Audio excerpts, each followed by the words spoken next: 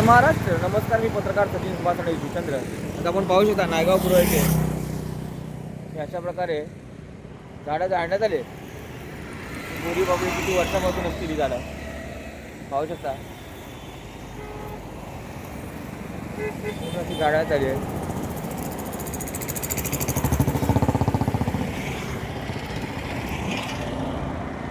पाहू शकता तुम्ही.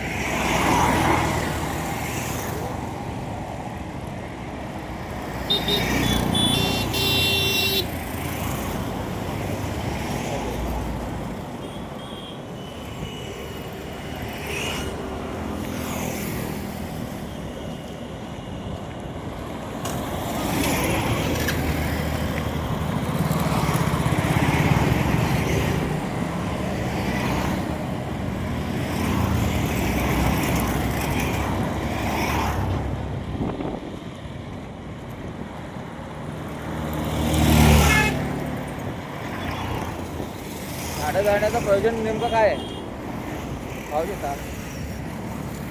पूर्णपणे झाडं जाळण्याचं. रस्त्याच्या कडेला लावलेली झाडं सुद्धा जायचे पाहू शकता.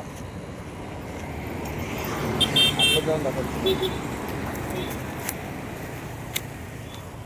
वा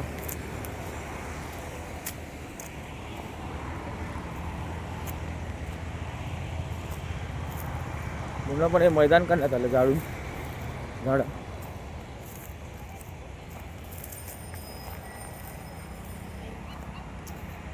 पाहू शकता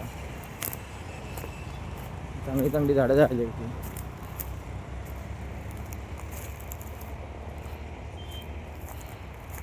त्याचप्रमाणे मँग्रोवला सुद्धा धोका झालेला आहे इथे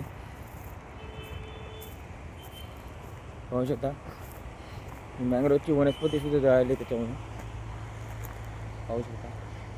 मँग्रोव सुद्धा जळाला आहे बघा पाहू शकता. मँग्रोव आहे हे सुद्धा इथे जळालं आहे.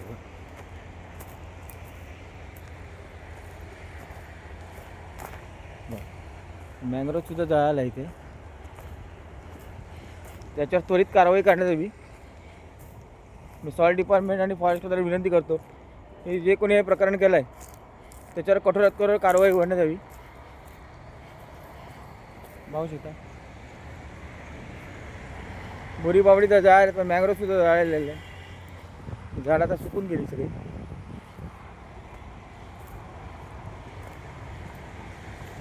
आणि ते कुठलाही काही उभं राहायला नाही पाहिजे.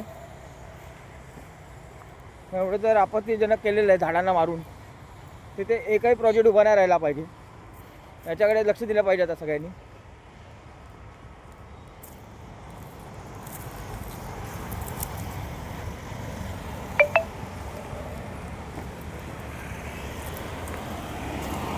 जय महाराष्ट्र. पत्रकार सचिन सुभाषणे. जय महाराष्ट्र.